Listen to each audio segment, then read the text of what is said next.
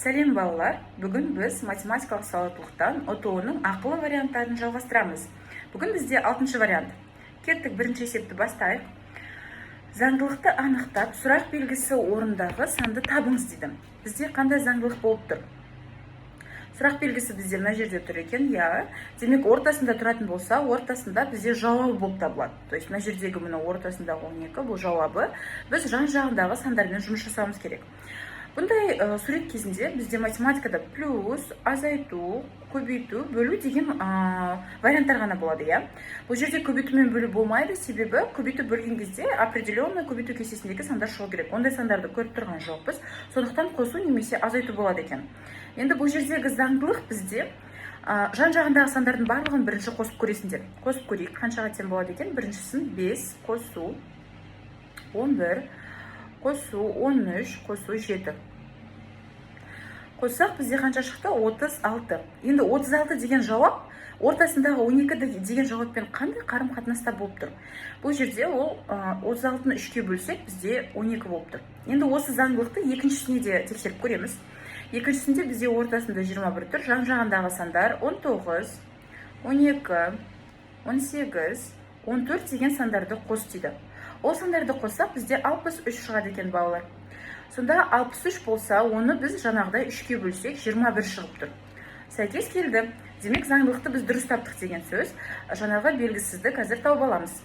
Жан-жағындағы сандар бізде ол жерде 8, тағы қандай сан? 3, 15 және 19. Бұл сандарды қоссақ бізде 45 шығады. 45-ның 3-ке бөлінісі нешеге тең болады екен? 15-ке. Демек, сұрақ белгісінің орнында бізде 15 деген жауап жатыр деген сөз.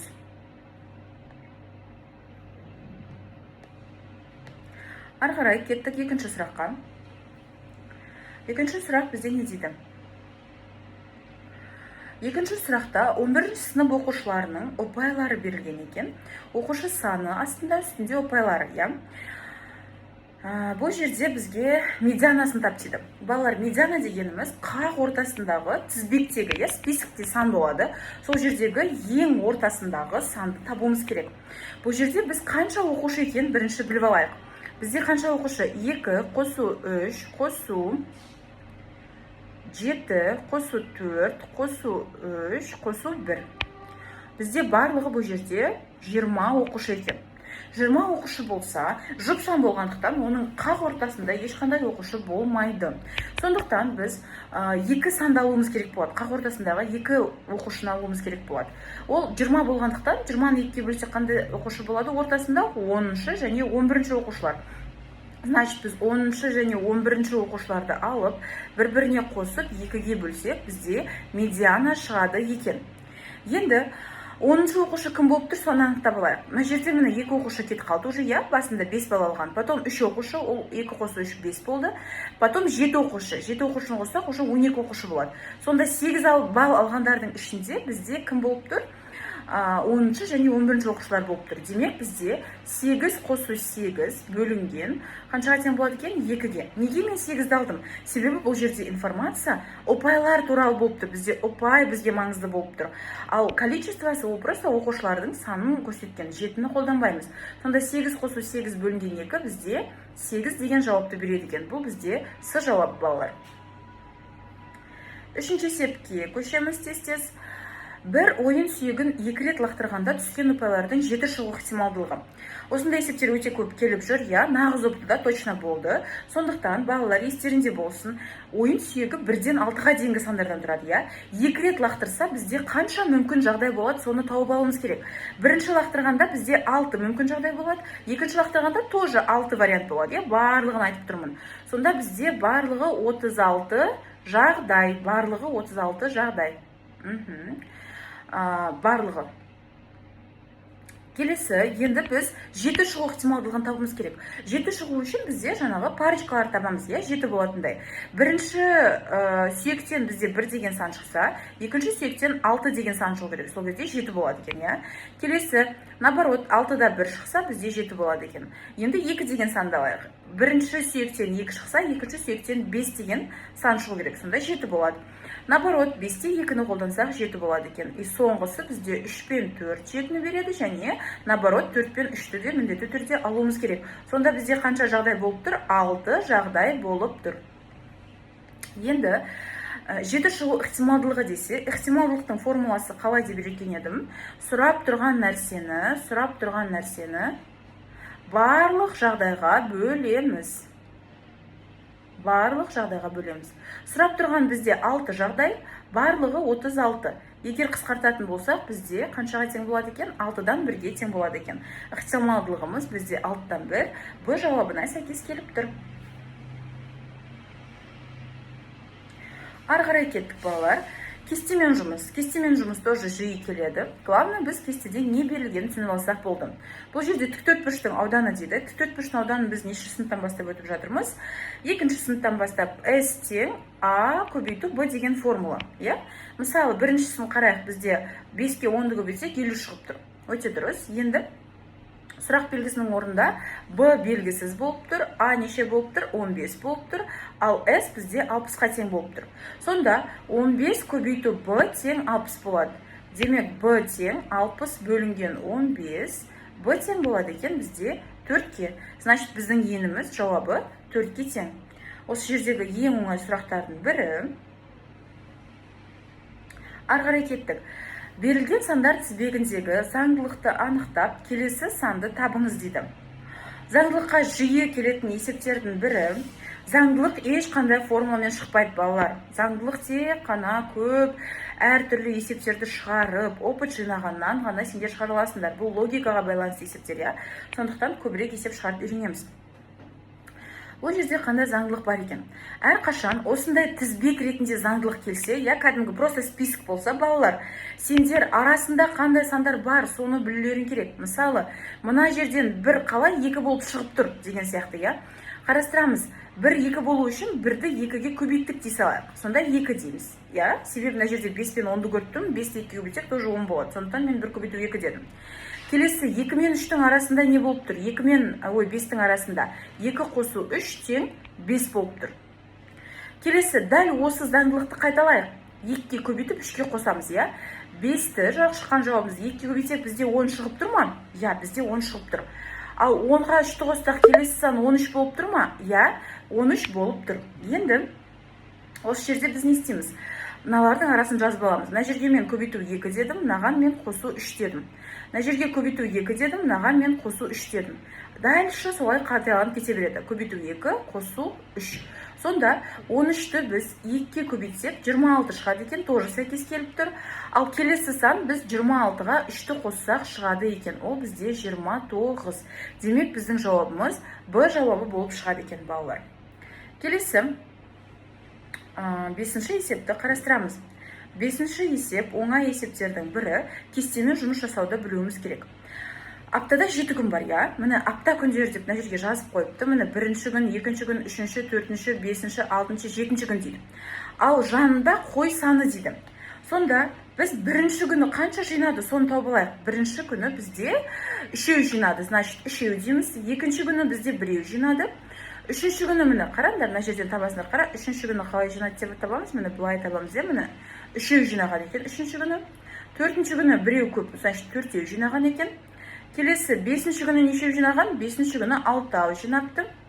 6-ші күні 5 жинапты. 7-ші күні 3 жинапты. Бұл осылардың барлығын біз қоссақ жеткілікті. Бізде 18, 19, 22, 25 деген сан шығады екен. Демек, бұлар аптада 25 қой жинаған екен. Жауабымыз бізде ровно 25 шығады. Бұл балдан біз айырылып қалмауымыз керек, балалар. Өте оңай сұрақтарды біз дұрыстап шығаруымыз қажет. Келесі 7-ші есеп. Айгүлдің жасы інісінің жасынан 2 жас үлкен дейді. Ағасының жасының жартысындай. Болды, арқарай, мен бұл жерде тақырыптың не екенін түсініп алдым. Жас туралы да, балалар. Жас туралы болса, адамның жасы туралы болса, міндетті түрде теңдеу шешу. То есть біз теңдеу шешуді қандай теңдеу құрастырсақ болады деген сұрақ болу керек миымызда. Және де теңдеу болғандықтан енді бұл жерге әріптер енгіземіз. Соны жазып алайық. айгүл дейтін қыз болса, значит біз оны А деп белгілеп алайық. Інісі бар екен, иә, келесі персонаж ол Б. Ал одан кейін ағасы бар, оны С деп белгілейік. Енді осыларды жазып шығайық. Айгүлдің жасы інісінің жасынан 2 жас үлкен десек қалай жазамыз? Жазамыз Айгүл тең. Інісінің жасы қалай болады? Інісінің жасы Б болады. Оған 2-ні қоссаң Айгүл шығады, дұрыс па? А тең Б қосу 2. Келесі, ағасының жасының жартысындай дейді. Значит, Айгүлдің жасы нешеге тең? Ағасының жасын 2-ге бөлгенге тең. То есть бірінші сөйлемнен мен осындай өрнектер тауып алдым. Ары қарай не дейді? Үшеуінің жасының қосындысы әкесінің жасына тең дейді. Әкесі 38-де болса не істейміз? 38 деп жазып қойыпты. Үшеуін қосайық. Айгүлді қосамыз. Айгүлге інісінің жасын, інісіне ағасының жасын қоссақ, бізде 38 әкесінің жасы шықсын дейді. Сонда біз бұл жерде әртүрлі әріп болып қалды. АБЦ деген, я. Енді АБЦ десе біз теңдеуде міндетті түрде ААА, то есть бірде әріп қылуымыз керек. Естеріңде болсын. Математикада әртүрлі әріп болғанда бірде қылуымыз керек. ААА немесе БББ немесе ЦЦЦ. Бірақ оның кез келгенін жасау невозможно, поэтому есептің берілгені бізге барлығын айтады. Қай әріп жиі кездесіп тұр, сол әріп болады. Бізде жиі кездесіп тұрған А әріпі. Сонда біздің теңдеуімізді ААА қылып жазсақ болады екен. Қалай жазамыз? Айгүлдің орнына А болады, я. Б інісінің орнын қалай А мен өрнектесек болады. Інісі бізде 2 жас кіші еді, я. Значит, мына жерден алып аламыз просто балалар. Қараңдар. Айгүлдің жасы бізде получается Б қосу 2 болатын болса, інісінің жасы, значит, Айгүлдің жасынан 2-ні азайтсаң, інісінің жасы шығады. Сонда Б-ның орнына Айгүлден 2-ні азайтамын деп жаза саламыз.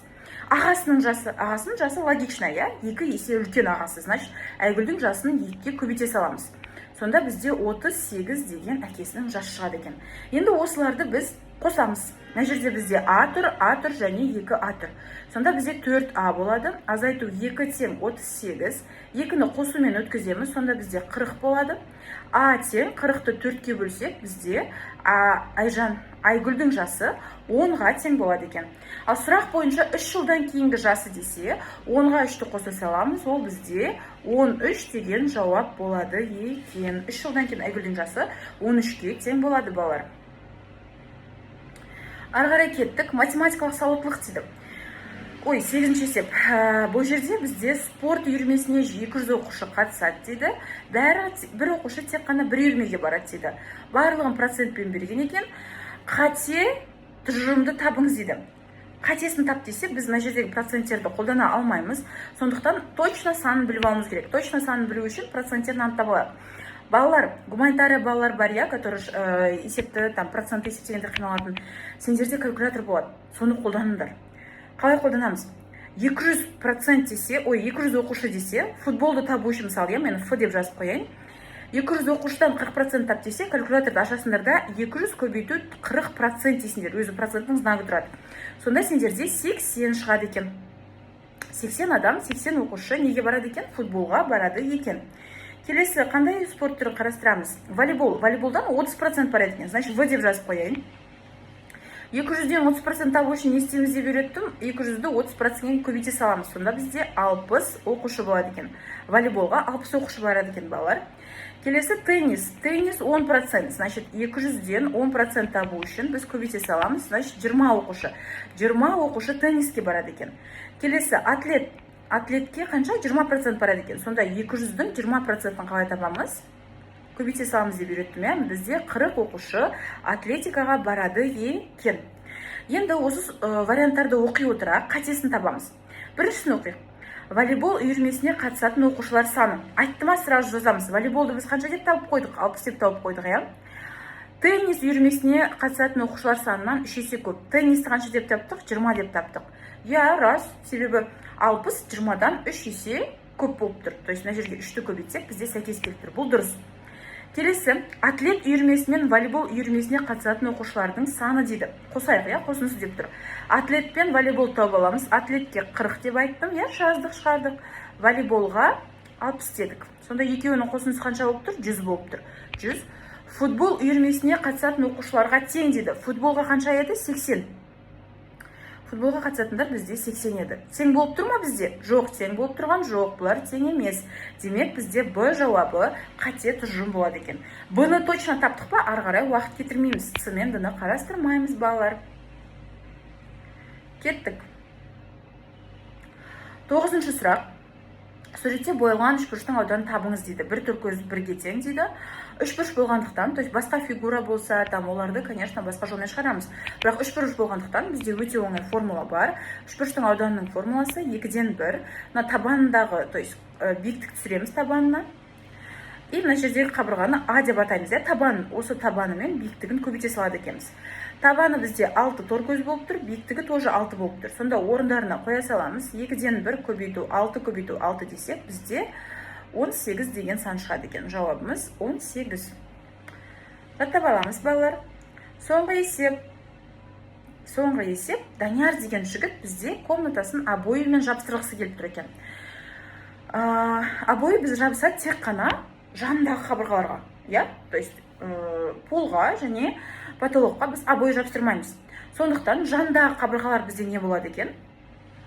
Біз бірінші комнатаның өлшемдерін жазып алайық. Ұзындығы бізде 5 метрге тең дейді, ені 4 метрге тең дейді, биіктігі 3 метрге тең дейді.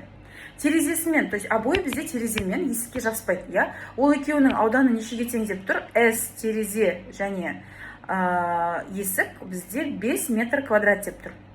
Сонда біз қазір қабырғаларының ауданын барлығын қосып, осы жерден есік пен терезені алып тастасақ, бізде қанша ауданға обой керек екен шығады екен. Енді бізде қабырғамыз, комната тікті параллелепипед сияқты болады. Значит, ұзын қабырғамызды алатын болсақ, ол жерде ұзындығын көбейтеміз неге? Биіктігіне. Значит, ұзындығын көбейтеміз биіктігіне. Дәл ондай қабырға параллель қарама-қарсы екінші қабырға болады, Және келесі қысқа қабырғамызды, енімізді көбейтеміз неге? Биіктігіне. Және дәл ондай қарама-қарсы қабырға екеу болады, Сонда бізде қаншаға тең болады екен бұл? Есептейік. А-ның орнында бізде 5 тұр, С-ның орнында 3 тұр, көбейту 2, қосу 4, көбейту 3, көбейту 2. Бізде нешеге тең болады екен? 15, 30, мына жерде 12, 24, 54-ке тең болады екен. 54 метр квадрат. Ауданы. Сонда С қабырғаның ауданы. Енді осы жерден біз нені азайтамыз? С түс қағаз дейтін болса, 54 метр квадраттан азайтамыз. Нешені? 5 метр квадратты. Бізде 49 метр квадрат шығады екен. Жауабымыз С жауап болып шығады. Болды, арғарай балалар, 15 вариантқа, даже 16 вариантқа дейін ұтуы вариант, ақылы варианттарды YouTube-қа салатын боламын, және де менде Телеграмда файл түрінде болатын болады. Сондықтан менің YouTube каналыма тіркеліңдер, және басқа да қызықты ақпараттармен бөлісемін. Сау болыңдар!